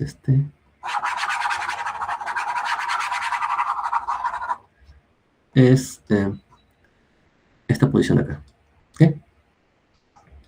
Y les decía también que acá, esto es latitud. Bien, entonces lo mismo por acá. Esto va a ser latitud. ¿Ok? Si yo tengo un módulo, ¿no?, que lo pongo perpendicular a esta trayectoria, o sea, acá 90 grados, ¿okay? Bueno, esto de acá es latitud, esto de acá va a ser el complemento de la latitud, y como esto de acá también es 90, esto de acá tiene que ser latitud. ¿Okay? Entonces, para darle una inclinación igual a la latitud del lugar, lo que estamos haciendo es prácticamente dejarlo a un punto medio, ¿no? Si bien digamos, hay épocas del año donde sería mejor otra inclinación, como por ejemplo acá, en invierno me conviene tenerlo más vertical y en verano más horizontal. Esta posición de acá, bueno, justo acá dice latitud, me asegura la mejor captación a lo largo de todo el año, ¿no? O sea, hay momentos que va a captar más, otros va a captar menos, pero a lo largo del año es la mejor posición si yo lo comparo, por ejemplo, dejando todo el año en esta posición o dejando todo el año en esta posición de acá. ¿Okay? Bueno, evidentemente se pueden buscar otras soluciones, ¿no? Como seguidores solares, etcétera, ¿no? ¿Por qué, en principio, por qué cambiamos la inclinación? Porque el módulo fotovoltaico es más eficiente cuando la radiación que incide sobre él lo hace de manera perpendicular. Acá habrá un espacio. Ya. Digamos que este es mi módulo fotovoltaico, ¿no? ¿Okay? O bueno, voy a dibujar otro por acá. Esto de acá es mi módulo fotovoltaico. Acá. ¿Okay? Por acá. Bien. Esto de acá, que sea mi vector superficie. ¿No? Y digamos que esto de acá sea mi rayo solar. Bien. Este rayo solar se puede descomponer en dos partes, ¿no? Una componente paralela, ¿no? Si recordarán la descomposición de vectores, y una componente perpendicular. ¿Sí? Entonces, esta componente paralela no genera nada, o sea, no entra el material y por lo tanto se pierde. Es la componente perpendicular la que va a ayudar con la producción de energía, ¿no? El efecto fotovoltaico, etcétera, etcétera. Mientras más perpendicular sea este rayo solar, ¿no?, esta componente perpendicular va a ir creciendo. Y ya cuando es completamente perpendicular, entonces prácticamente todo el rayo entrado, ¿no? Y por el caso contrario, mientras más horizontal sea o más desviada de la vertical, entonces o mientras menos perpendicular sea, va a haber mucho de esta componente de acá la componente paralela, y prácticamente no va a entrar radiación al módulo, ¿no? Entonces va a haber un poca energía o muy pocos fotones para producir el efecto fotovoltaico. Es por eso que existe este cambio de altura, ¿no? Lo que se hace, o lo que se está tratando de hacer, es que la incidencia solar sea lo más perpendicular posible. Bueno, normalmente eso también es difícil, ¿no? Porque no solamente es por la época del año, sino que durante el día, el momento del día, el sol también va a cambiar de posición. Entonces el ángulo de incidencia también va cambiando. O sea, son muchas cositas a tomar en cuenta para finalmente después poder evaluar la, la producción fotovoltaica. Bien. Esta gráfica de la izquierda es simplemente para mostrarles cómo, bueno, no tiene que ver con fotovoltaica, pero tiene que ver un poco con cómo el conocimiento de la posición del Sol puede ayudar a crear ciertas protecciones sobre ¿no? O sea, el Sol aquí en verano está muy alto, hace mucho calor, se hace, ¿no? Como un pequeño ambiente en esta colina, y no entra calor, o sea, está más fresco, ¿no? Mientras que en invierno el Sol está más bajo y sí se permite el ingreso de los rayos solares, y por lo tanto el ambiente no va a ser tan frío. Bueno, entonces, en lo que es orientación e inclinación de un módulo fotovoltaico, nuevamente, la inclinación preferente es una inclinación igual a la latitud del lugar, pero, pues siempre hay peros. eh, Normalmente nosotros no damos una inclinación menor a los 15 grados, ¿no? Por ejemplo, podemos estar muy cerca del Ecuador, a 0 grados, 3 grados, pero no damos una inclinación tan baja, más que nada por una cuestión de suciedad, ¿no? Por ejemplo, si una hojita lo cae sobre el módulo, no va a resbalar. Y y si se queda encima del módulo, va a generar sombra. Y eso, aparte de la pérdida de potencia, porque no, le decía, la célula solar solamente produce cuando está iluminada, muy aparte de eso, es que se genera muy por el contrario que uno pueda creer, la sombra más bien calienta el módulo, se genera un punto caliente. Bueno, eso tiene su explicación, ¿no? Pero es básicamente porque, eh, digamos, tenemos celita acá, celita acá, celita acá, ¿no? Si esta celda está sombreada y las otras están iluminadas, acá va a haber paso de corriente, acá va a haber paso de corriente. Entonces, esta corriente va a querer pasar sobre esto de acá, pero como está sombreada, digamos, imagínense que esto fuera como cañitos, ¿no? Caño abierto, aquí caño semiabierto. Entonces, va a haber más presión, ¿no? La corriente va a intentar pasar, pero va a encontrar cierta resistencia, porque la celda no está iluminada. Entonces aquí va a haber una resistencia, y cuadrado por R, esto es las pérdidas por calor. O sea, la celda se comienza a calentar, más que nada porque ofrece una resistencia al paso de la corriente. Entonces decía inclinación, orientación. Nuevamente la orientación siempre es mirando hacia la línea ecuatorial. Es decir, para nuestro caso hacia el norte, para el caso inferior norte, mirando hacia el sur. Pueden haber desviaciones, sí, pueden, digamos, no por A o B, digamos, por cuestiones de terreno, por cuestiones de, digamos, tenemos un techo que ya tiene una inclinación fija, o queremos usar el módulo integrado a una edificación que haga la veces de una pared, lo que fuese. Pueden haber desviaciones, pero hay que calcular cuál es la energía que realmente vamos a producir, ¿no? Entonces, o bajo esas consideraciones, cuál debe ser el nuevo tamaño de mi sistema. Bueno, eso ya es más una teoría un poco más avanzada. ¿Okay? Ya. Ya. Y esto es lo que decía también de la trayectoria solar. En el polo norte, este es el círculo ártico, una latitud norte igual a 40 grados. Este es el trópico de Cáncer, el Ecuador, trópico de Capricornio. Voy a hacer una gráfica o dos para un poco, o tal vez tres, para crear esto, o cuatro. Ya. Acá estamos... Ya, acá. Digamos que esta es la Tierra. De la Tierra... esto va a ser esta línea ecuatorial. Este va a ser nuestro eje norte-sur. ¿Sí? Y ustedes están parados, digamos, digamos como en este caso de acá. Una latitud media. Ahí. Entonces, estamos en el hemisferio norte a unos 40 graditos, que más o menos sería por acá, ¿no? Más o menos. Entonces, vamos a trazar lo que es primero la vertical. Vamos a trazar la horizontal, o sea, el plano. ¿Sí?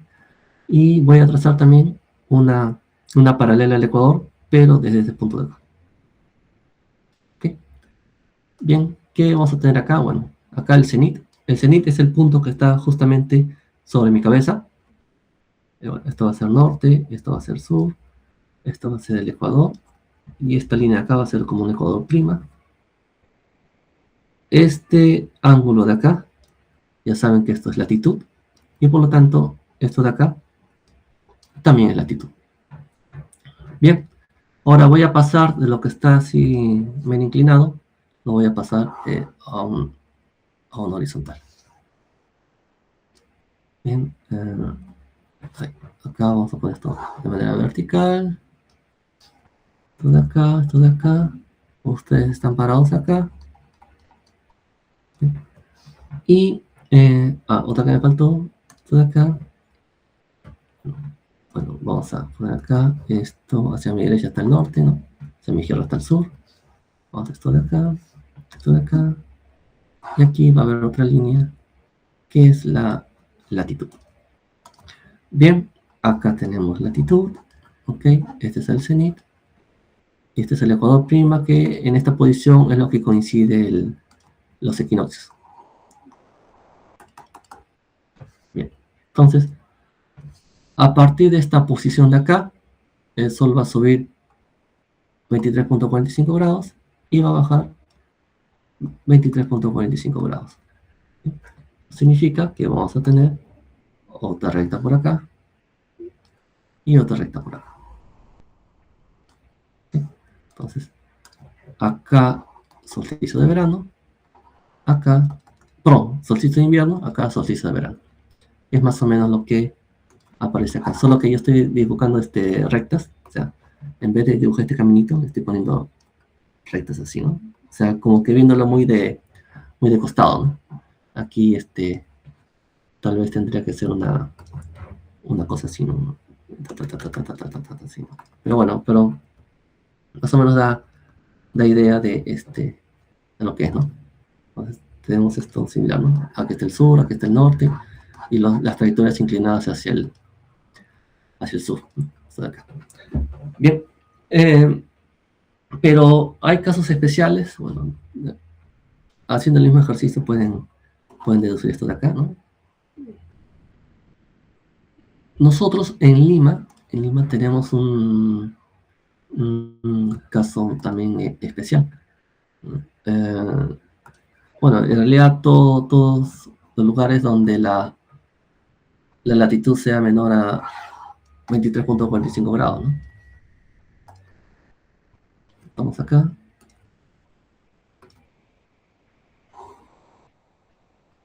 Acá.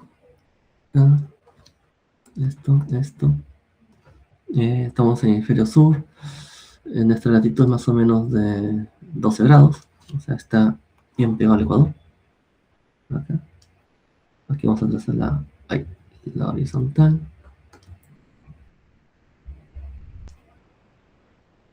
Acá. Okay. Ustedes van a estar por acá. Bien. Y también me falta la paralela al ecuador. Desde acá para acá. Bien. Está acá. Este es el cenit. Esta es la paralela al ecuador. ¿Sí? Porque este es el ecuador. norte, sur. Esto de acá es latitud y por lo tanto esto de acá también es latitud. Bien, llevándola al plano horizontal, tenemos acá, esta es la vertical, ahí, la vertical, aunque la horizontal no se le choca. La proyección del ecuador que está por acá. Tenemos, bueno, en principio ustedes están por acá. Este es el cenit, la paralela al ecuador. Este es el norte, este es el sur, esta es latitud. Bien, entonces, de acá le decía va a bajar a 23.45, va a subir a 23.45, ¿no? Hasta el sol. Más o menos, digamos, bajar hasta por acá, 23.45. Pero hay que recordar que la latitud de Lima, esto de acá, son 12 grados. Entonces, cuando se vaya, digamos, hacia la izquierda, 23.45, en realidad va a pasar hasta por acá. ¿Sí? Va a pasar hasta por acá. Nuestra trayectoria, bueno, va a ser una cosa así, ¿no? Y después una cosa así. ¿Okay? A lo que voy es que van a haber unos meses del año en los cuales más bien el sol lo tengamos hacia nuestra espalda, o sea, hacia el sur. Esto de acá.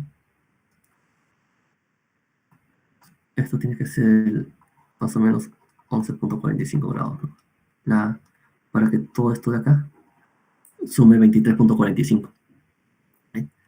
Y eso, como digo, pasa en todos los lugares que tenemos una latitud inferior a 23.45.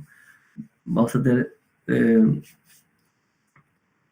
el cambio de la posición del Sol, de que en una época del año, por ejemplo, para los de hemisferio sur, vamos a tener el Sol hacia el norte, gran parte del año, y después vamos a tener el Sol hacia el sur.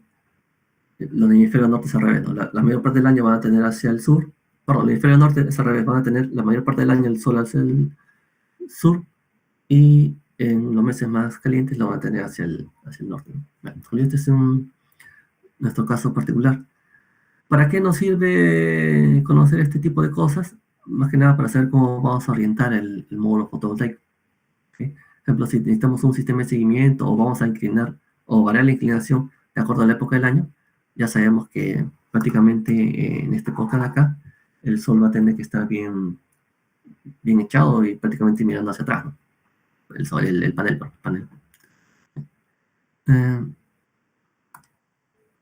Bueno, quiero hacer estos dos casos especiales, ¿no? para que se entienda más o menos de qué va.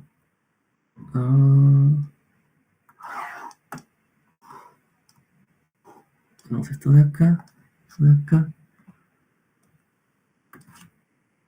Esto es nuestra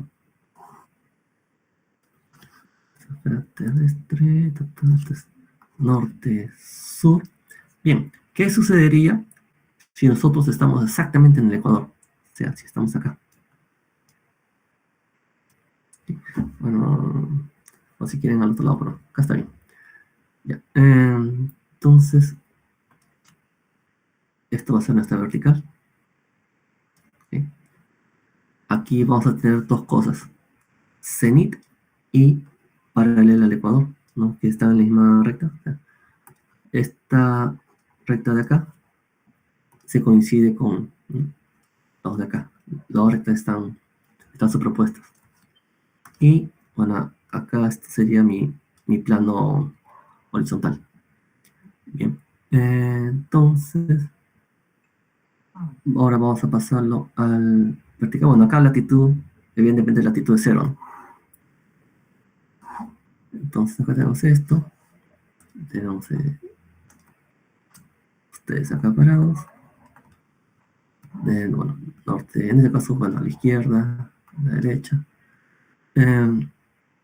Aquí va a estar el sol durante el equinoccio. Y de aquí va a bajar 23.45, va a subir 23.45. ¿Okay? Entonces, eso va a hacer que mis trayectorias sean así. O sea, el Sol siempre lo voy a tener bien alto, que es lo que estamos viendo acá, ¿no? El Sol bien alto. Es por eso que también hace más calor y todo, ¿no?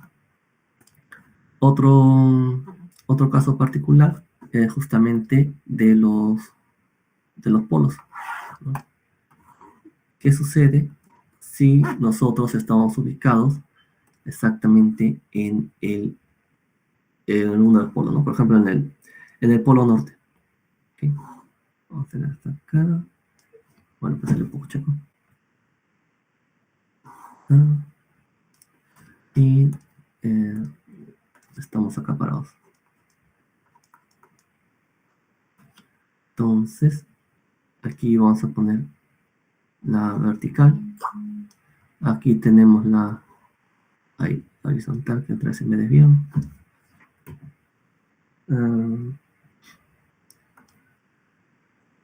Ya, ahí. Ahora sí, en este caso de acá, es la horizontal la que va a coincidir con el ecuador. Digamos, nuevamente esta recta de acá, ¿no?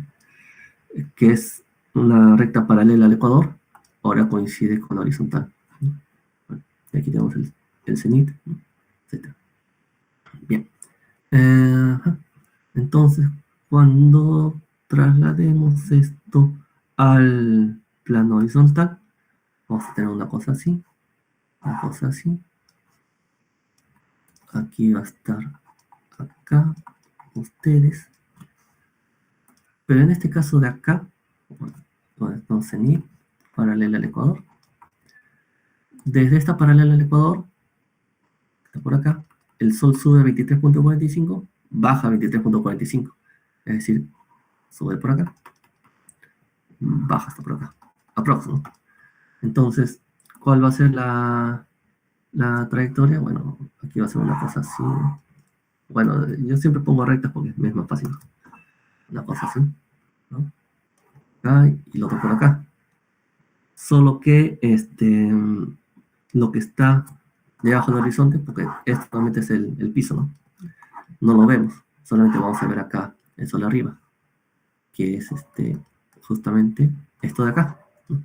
Entonces vamos a tener medio año de día y medio año de noche, porque durante la otra mitad del año el sol se está moviendo, pero se está moviendo por debajo del horizonte. Okay. Yeah. Bueno, quiero mostrarles un poquito, tengo todavía unos 8 minutos, lo que es bueno, te quería mostrarles esto, pero se va a hacer bueno, sí, mejor esto al otro. Esto de acá es una forma como se grafica o se tiene para conocer la posición del Sol o la trayectoria solar. Bueno, esto acá corre un video donde va a ir cambiando la sombra de acuerdo a la posición del Sol y del año, ¿no? Podemos ponerle una ubicación. Por ejemplo, acá podemos poner la agraria si quieren.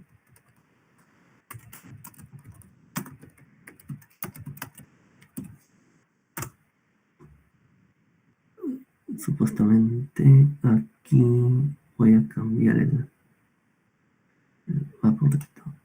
Ah, no, perdón, aquí no es. Aquí no es. Eso ya está. Allá. Ya.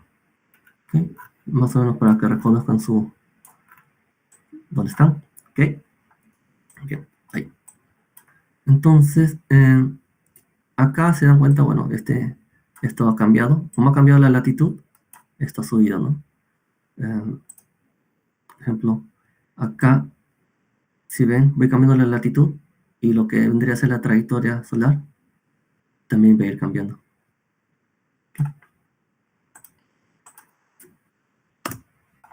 Bien. Podemos, bueno, visualizar para lo que son momentos especiales, ¿no? Son lo que acá está. Solsticio de verano, ¿Se dan cuenta? Acá ha subido. Voy a ponerlo en el mediodía. Acá está.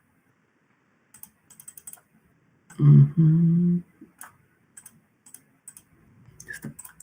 Entonces, nuevamente, el solsticio de verano está ahí. Ese es el sol al mediodía. Solsticio de invierno, el sol está más bajo, como ven acá. Y bueno, acá están ya este es el equinoccio de primavera, equinoccio de otoño, que va hacia el mismo lugar. Si ven esta cosita de acá, este es el analema. Esto se da porque, digamos, si tomamos una foto de la posición del sol todos los días a la misma hora, vamos a ver que, o durante un año, vamos a ver que nos hace esta forma, o sea, no, digamos, no regresa por donde se fue. O sea, no, esto de acá no es una recta, ¿no? Entonces, eso es, les decía, a ver, si por ejemplo,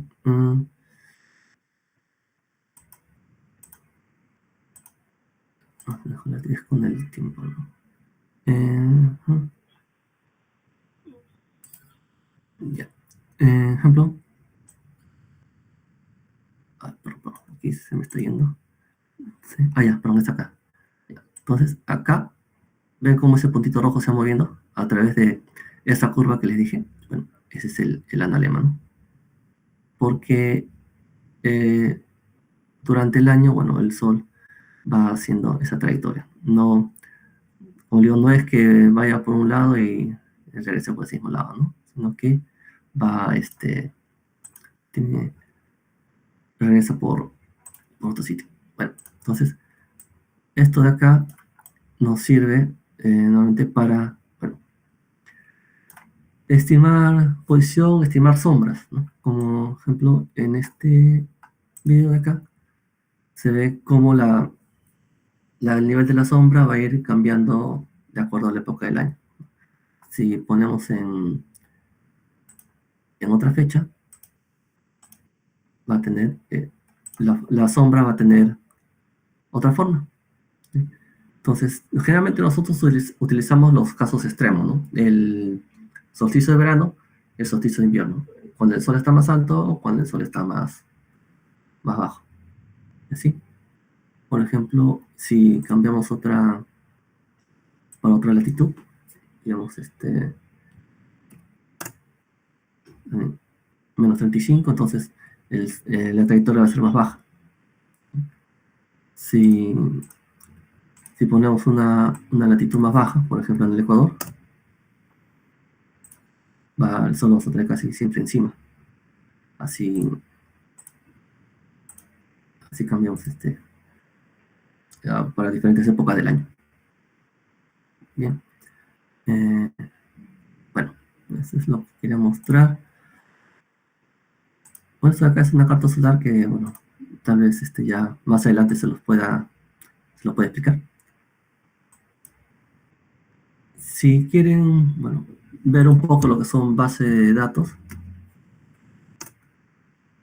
simplemente, bueno, pueden entrar acá. Bueno, ciertamente que esto ha cambiado. Debe ser acá. Así es acá. Es normalmente uno tiene que escoger la ubicación, ¿no? Bueno, acá point, energías renovables, mensual, climatológico. Nosotros estamos más o menos a menos 12.005, creo que es, y aquí es más o menos menos 77.02, si mal no recuerdo.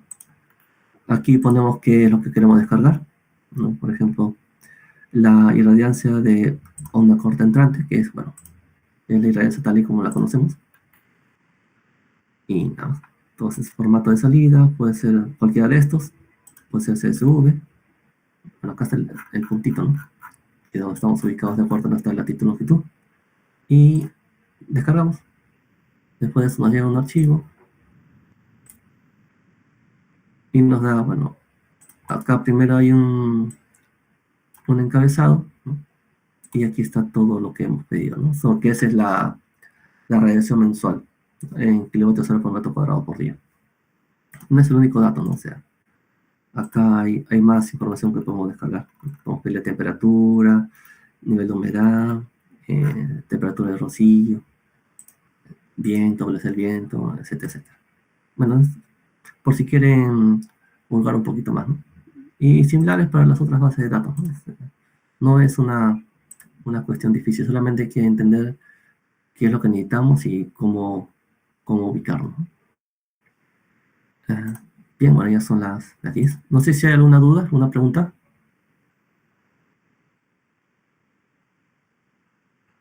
¿No? Sobre esa página que el ingeniero que mostró sobre la orientación de la radiación, ¿es gratuito? Que mostraba la trayectoria solar, lo último que he mostrado. Sí. Sí, sí, es gratis. No, ¿Podría compartirle el link, por favor? sí, un ratito, lo voy a poner en el chat. Uno. Y bueno, también existe que es esto de acá es para las cartas solares, ¿no?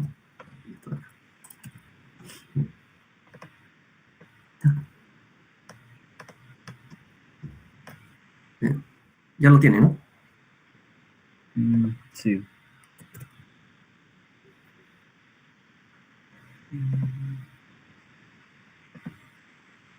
Bien, si no hay dudas, ya entonces es hasta aquí por hoy. Mañana nos vemos a las 11. Eso sí va a ser presencial, entiendo. Y ya haremos un poco de teoría y pasaremos a la parte práctica. Bueno. Ingeniero, disculpe, no llevamos ninguna herramienta para la parte práctica, ¿no? No, porque en el laboratorio hay multímetro, todo, ¿no?